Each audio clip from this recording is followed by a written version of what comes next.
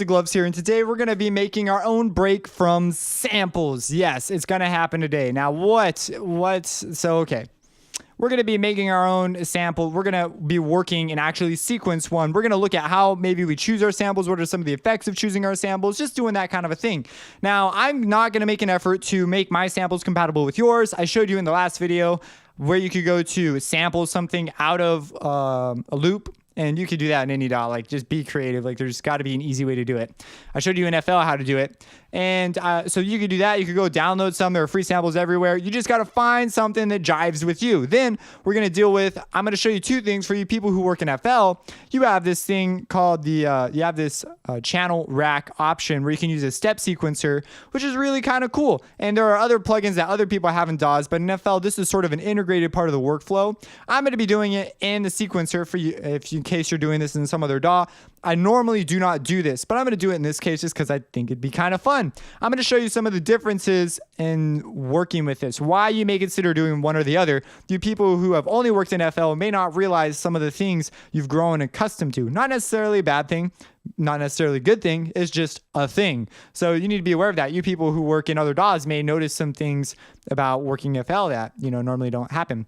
And we're going to look at the rhythms. Now, I am going to tell you, so, okay, well, we know what a drum break is now, and now we're going to make one. We're going to sequence one. Why would we do this? Well, maybe to accomplish a particular kind of feel. Maybe we want things individually mixed to sound more modern. If we wanted to sound older, we may consider using a mix. We may use some of the stuff from a naturally recorded acoustic drum kit and put it in there. That way we get some of that space vibe. We get more of the natural feel, even though some of it may be sequenced. There's a huge variety of options available to you.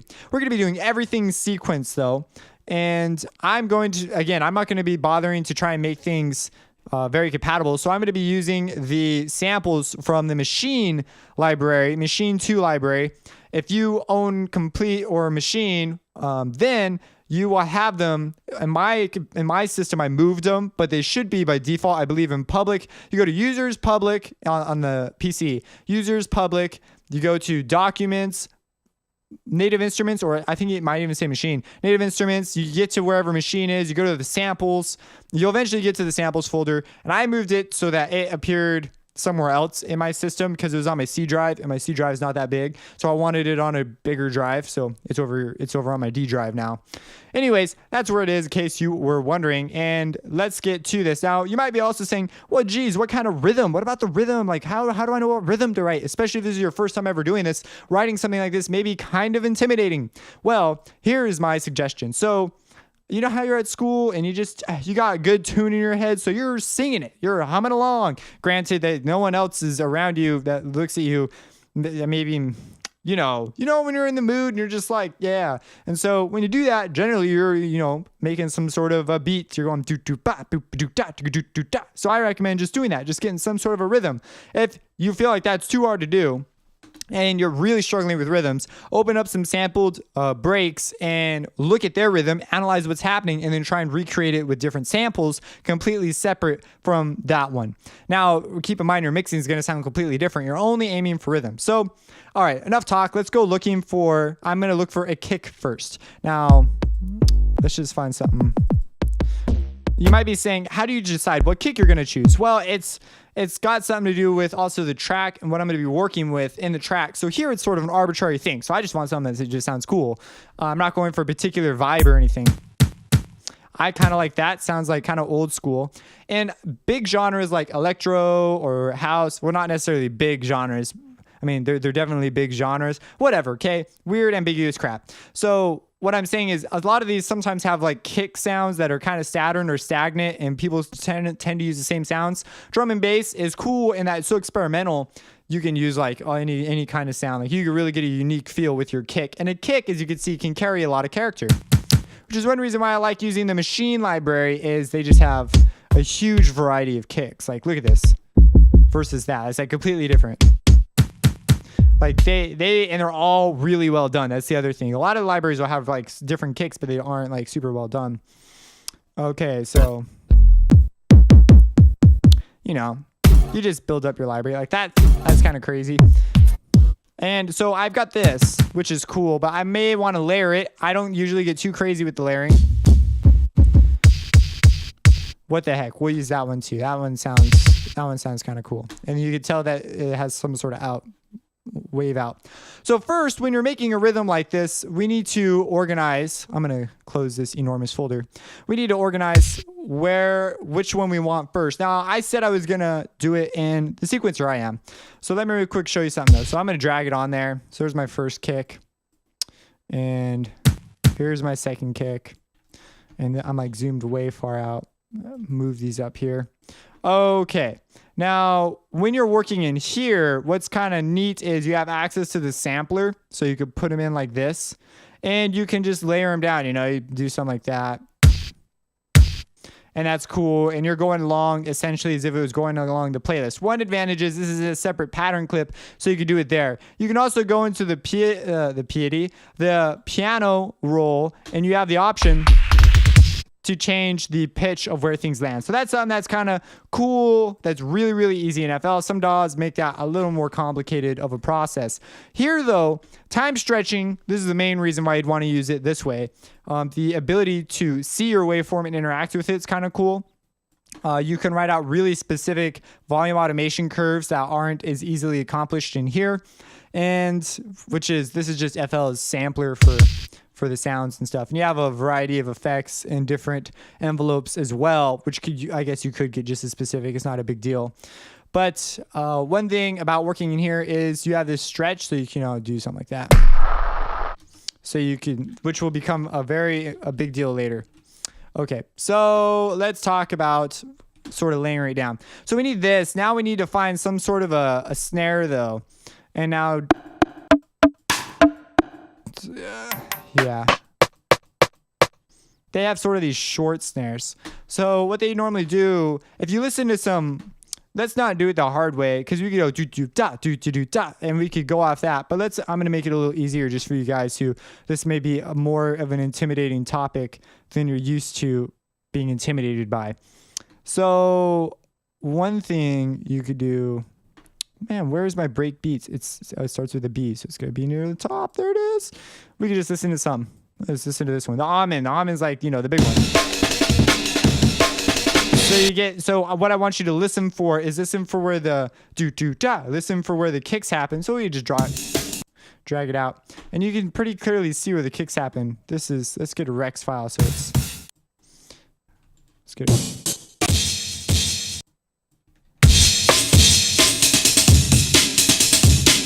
So you can see kick, snare, kick. And so you get this sort of feel for where things land. You'll also notice that they aren't perfectly on the beat, which is something we can simulate. We may need to create some of that natural space though, you see, because that comes from a record that was actually had all that stuff going on. So it's been heavily processed too. We're not going to delve too much into the processing here. We're going to look at just mostly making a break.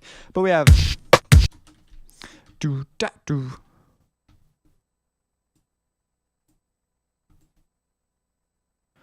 Let's see here. Do da do do da. Now I move crap all over the place. My stuff is not neat by any means. So I'd say that's what I want, right? That is what I want. So what can we do to make this more interesting? Well, we can add in stuff in the background. Honestly, once you have your kick and your snare sort of figured out, you can keep going. You're pretty much there. But what are some things we could do? Well, we could consider adding in another one, and we could make this one unique. You could send it to a mixer track, and we could just filter this. And we could just get a little more complex, maybe emphasizing different beats. Now, you may consider, in my MIDI music theory, I cover rhythm near the beginning and syncopation. If you're unfamiliar with those concepts of syncopation, they are super mega important in something like this. So you're gonna wanna go look that up. Now, we're gonna be making a lot of clips unique so that I can process them separately from other clips. And this is where things like renaming stuff as filtered kick can come in handy. That way you see, filtered kick. You may even consider, changing the color just so it's really clear that that is a separate kick. So here we got a good something that we could kind of jive to, which is a good thing. And we haven't layered any other stuff in there. So it's pretty basic right now. And what we could do now is let's go back to the machine. Machine to library, and we'll go. One of the things that they changed that I just love is it closes the other folder that you had open for the new folder, but then when you go back to that old folder, it maintains where you were. Like, that's so great. I think it's great. Like, it didn't do that before, at least automatically. Maybe it did, I don't know. So they have loops and stuff, but I guess we'll get crazy and add in our own sort of thing. That's interesting. We could do some psalm bass.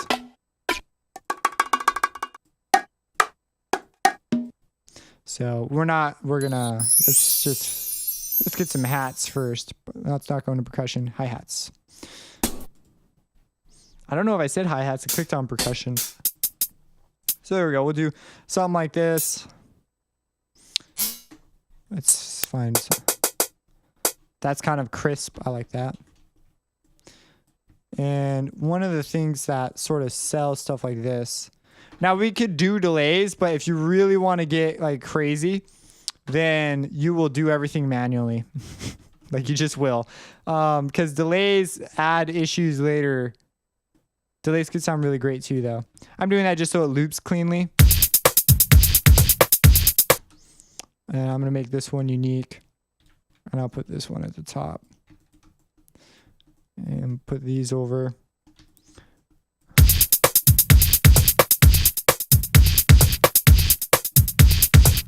And what we could do for this little bit is we can create an well, you know what? I just automated the wrong volume knob. Gosh dang it. I'm going to really quick go to current project, go to, what is it? Patterns, initialize controls, hi-hat volume, delete event. Now I just erased that thing in case you didn't know how to do that. Sometimes later in more complicated projects, you may have to live with decisions like that. So be careful. Anyways, I'm automating this volume knob because I'm not going to mix with this volume knob. It's there specifically to be automated. At least that's what I use it for. So I'm going to move this around, sort of create some dynamic movement as we go. They normally don't vary it up too much, so this may be a little extreme. But the bottom one's staying perfectly consistent, which is also kind of weird. So let's vary up the bottom one too. Now, automation clips can be on top of your stuff. I generally don't do that, but sometimes I do. So I want the downbeats to be emphasized. So I want to make sure that those are louder than my other beats. So these ones will be louder, get softer, do whatever.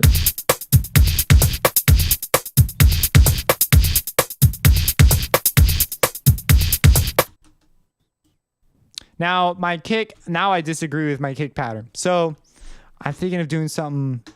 Oh, well, first off, I'm way too slow. So I'm going to speed things up to 172, which is something we haven't talked about really. And that is the idea of tempo. In drum and bass, stuff is generally in the 150 and above range. 150 being like pretty darn slow drum and bass. So just so you're aware, it just asked me to restretch everything, so I did. Now it's like too fast. Oh my gosh. So here, I may consider moving some of this. And now it makes a lot more sense for it to be 2 bars. But let's get 1 bar sounding kind of okay. If you don't know how to do that, you just hold down Alt and middle mouse click. Get rid of that one. So this second thing, this makes more sense here. This will make a lot more sense. So we're going to do da, do da. We're going to do, now that's the most stereotypical drum beat right there. So this will be sort of an interesting thing. I got rid of my filtered kick, which isn't something I wanted to do necessarily. Put it in there.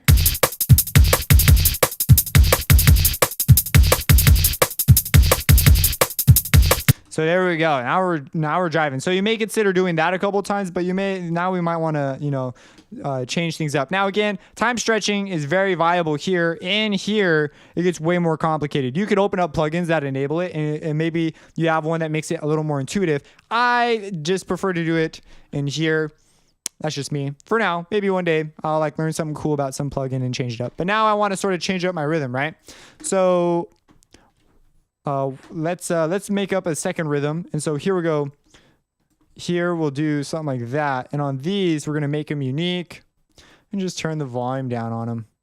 In fact, one thing you can do to sort of make your mix more unique is turn the volume down on both, but do it unevenly so that different timbres come out on the kicks. Because you get masking and stuff like that when you do something like this. Whoops, I just want this one.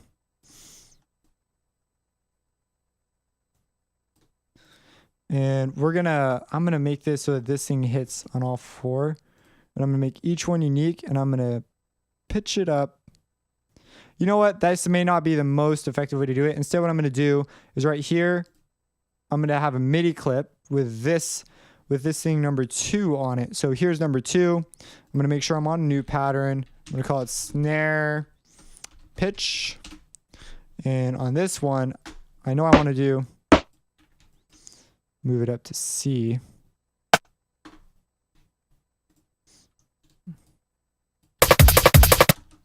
That'll just be a little crazy. Maybe not. Maybe it won't work. But and then what's cool is we could even have this move into another drum part and layer in a new kick and another snare.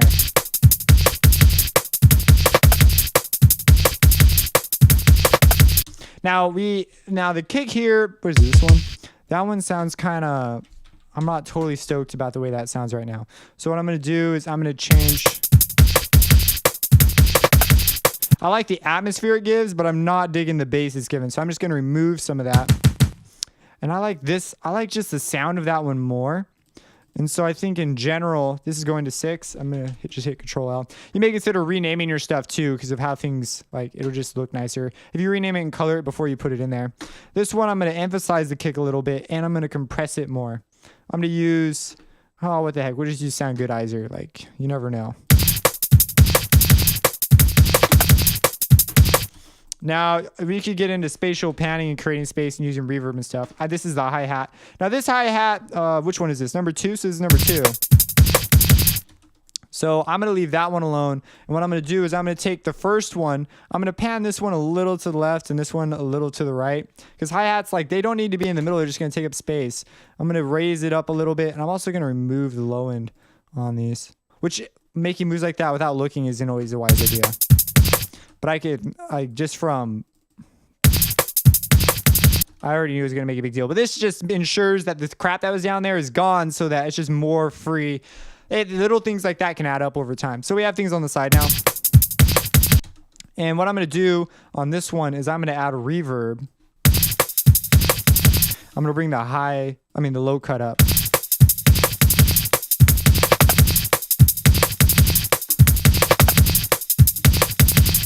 Now, this snare obviously could use some love too. And we haven't even done volume stuff yet. We're just doing general mixing. I'm kind of just looking for where it is, but you hear it, listen how boxy it gets. And like boxy's in, it just gets like, it sucks the space up in our mix. See how it just feels like the space has been eaten. So instead of boosting, it'd be wiser to cut. And the parts that I don't want emphasized.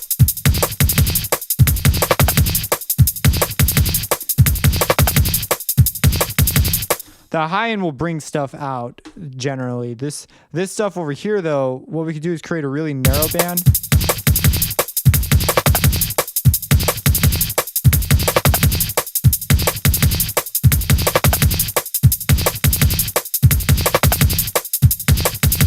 That'll sound okay. Combine that with a little bit of compression, even though we're not really mixing right now.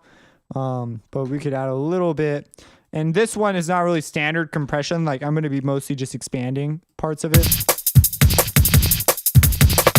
Just like ridiculously lightly. And I will bring the low. I'm going to make it like something like this.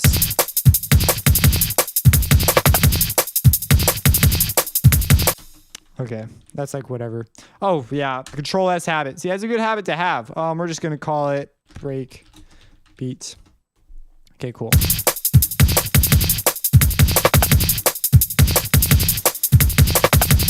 And now the kick, let's go through the kick some more. Let's find a different kick. This kick isn't. Ooh. Another thing that we could try with the kick.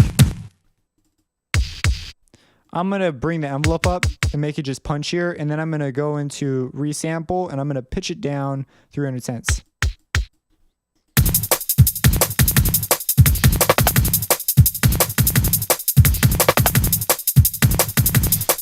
We could try using different restretching modes or just different algorithms for the way they reduce the pitch. It has to do like DSP and stuff. So we come with something kind of cool. Now this is also some of the problems. So I'm just gonna make these shorter.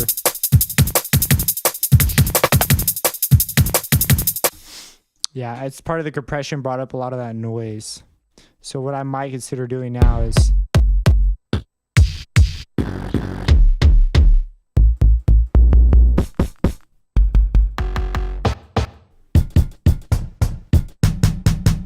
so these are actually from breakz. I don't want anything with too much noise in it this time.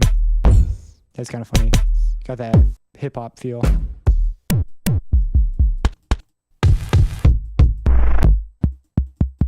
Some of these beginner ones may just be what I need. I may just need a sine wave of some kind.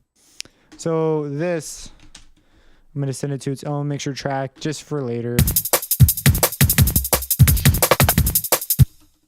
So here, this is gonna, now see, this is like more complicated with where these things layer in, because my thing is starting to look like a mess. That's just what happens when you do this. I want it on everything. So it's gonna be like a supplementary kick. In the pattern mode, you could just, throw it in your pattern, it's whatever.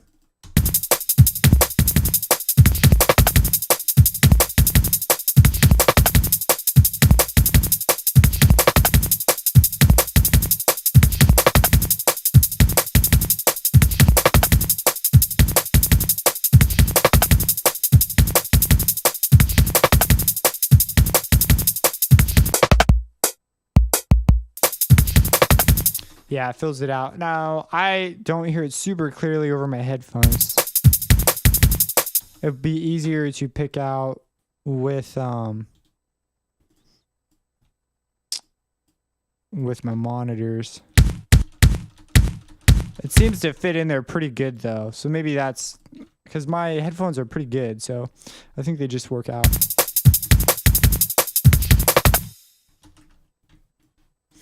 And then we've got sort of our drum loop thing going on. We can modify it later if that's a desire we have. And what we could do now is maybe just record a loop of it. One thing you could try is if you hit Control R, it'll take you straight to the render, and we save it as a wave. Click just like breakbeat or whatever. I'm going to save it to the desktop just so it's extra easy to get to. And wave, da da da da da. One of the things is save slice markers. That'll ensure it so that it chops up nicely when you do it. You click start. Da da da da da. It's amazingly done so fast. And look at that. There's the website. Woo. Okay, so the heck did I name it? Blue Rhythm?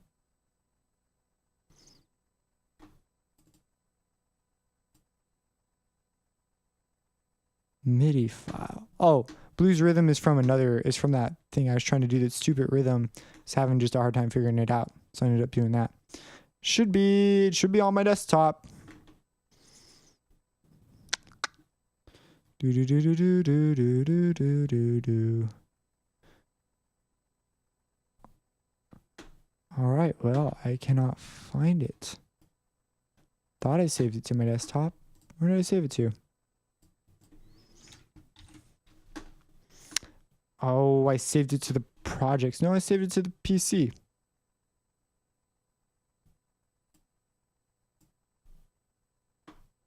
Oh, you know what? Did I save it as test music? Sorry about this. Some of the fun of it. Is this it? I've seen that look in your eyes. Nope, that's not it. Okay. Let's just run it one more time.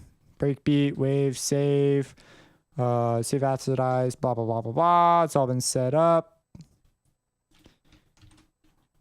Let me make sure I put it on the desktop this time. Save, do. Sorry. Yeah, it wasn't there. I saved it somewhere wrong. I wasn't paying attention. There it is. So now we can drag it in. And when we drag it in, you'll see the slice markers are there too. And we have our thing. Now, listening to it, we could definitely work with this more. So yeah, I tend to work it with it in here because of the ease of copying the parts over. Like doing it this way though has some different advantages than it would typically have. Battery will force you to do it sort of the MIDI way, but they have other ways of doing stuff. But again, it's very viable to learn how to do it this way for when we want to sort of time stretch and sample stuff differently. Now let's just add in something real quick. Let's just go through, let's open up a massive. Where is my voice thing? There it is. Okay, let's just open up massive and find a cool sort of jiving preset.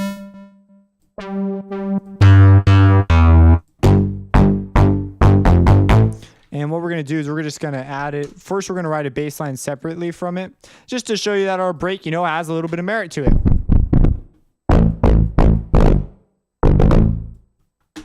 So we're going to do it in the part mode first. Do a little chromatic type thing.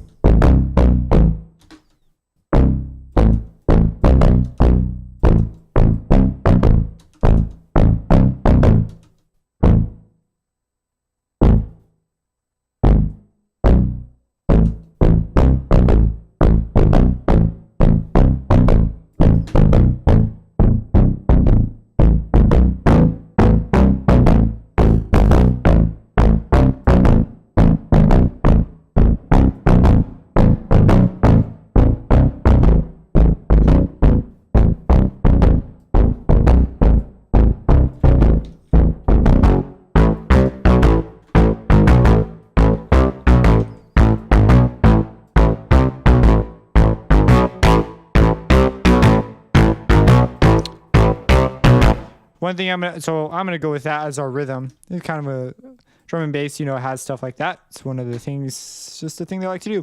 And we're gonna go to browse parameters, and I want to move the cutoff thing. I have a preset pack too available, but this is just something that it's kind of neat to show that presets can be used and they're not horrible. They're sometimes pretty cool. Bring it up right there. We'll bring it back down. Oh yeah, and then we'll come back down. So I have a little peak right there.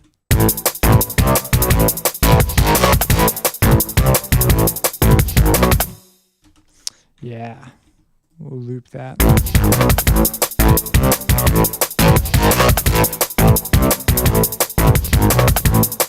One thing that'd be kind of cool is if we had some sort of a chord stab at the beginning. Let's do it with Harmer. And we'll make a new pattern chord. And it would just create the atmosphere by a long reverb tail. So we'll have a longer decay time. And we'll have the unison up a little bit, panning down this phase right there. Yeah, it's loud. I'm sorry about that. And we chose A minor. Oh, you know what? This might just sound cool as a layer. Ooh, you know what? Let's do something like this. Let's copy this, paste. And this one, we're going to automate the filter so it comes in over time. We're going to take this whole thing, and we're going to, that's Control B, by the way. Move it over. If things are slightly off, it's because I have stuff laying over on the side. It's a weird FL Studio thing. If I'm going too fast, I have series for how to use these things, so I'm not going to slow down. So, okay, we have that going. Now, instead, let's take this and let's clone this, taking the same idea, except for this time, we're going to change up this one a little bit. And we're going to put A, C, E, and this one is not going to be... Okay, cool. This one's going to have a lot more unison on it, a lot more chorus on it, no distortion, a bigger time. Filter will be up. The sound will be softer. And, okay, wait. Not as soft, but I also want it to be like a bandpass. Okay. A bandpass with a wider... a wider in the other direction. Okay, so we'll have this at the beginning.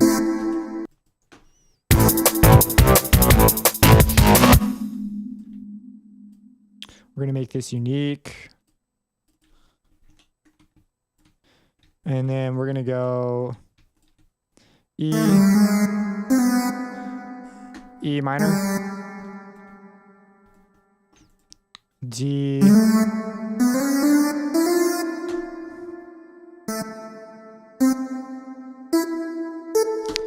MIDI music theory if you're curious about how this stuff works. And so we'll have that and sort of reach on the downbeat, sort of emphasize it, and then we'll just do that.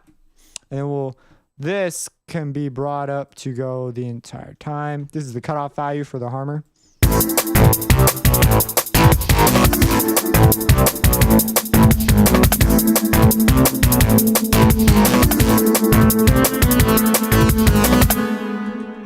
So now we have a number of issues going on, and I'm not happy with the filter movement on this. We'll go back to a low pass, bring it up an octave, and bring the panning up, bring some of the chorus down. We don't need that much chorus. And we're going to bring these down.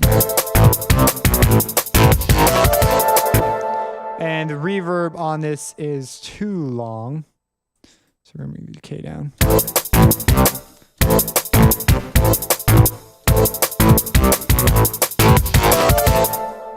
And on this, we could get more creative with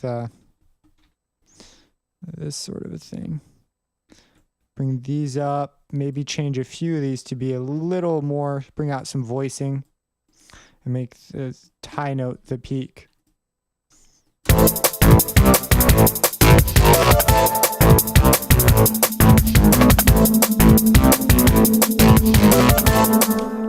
Now we're really going to have to start dealing with mixing. I just hit Control S. For those of you who don't have that habit, you should get used to it.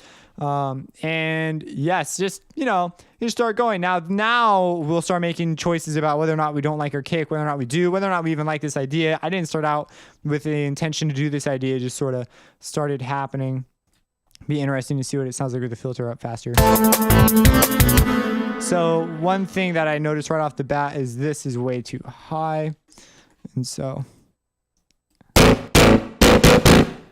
I'm on the wrong one.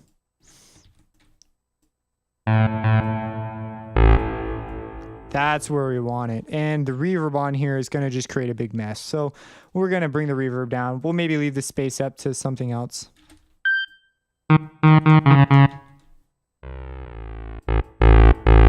Yeah, and there are other things I could do with this sound that would make it sound really cool. We may even resample it, but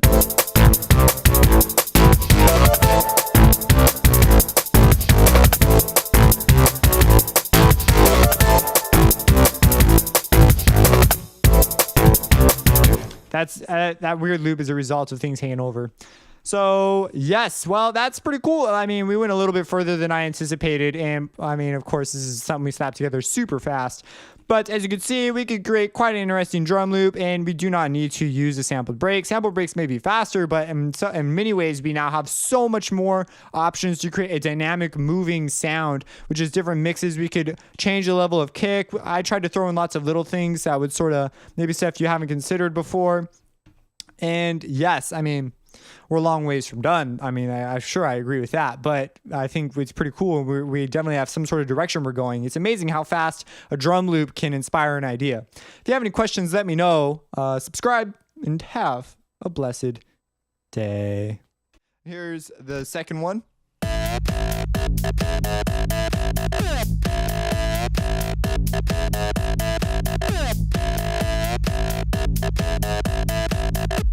Yeah, I really like that one. I like that one a lot. I could probably turn the volume up on it and do various things, but that would be involved in mixing. And in reality, I should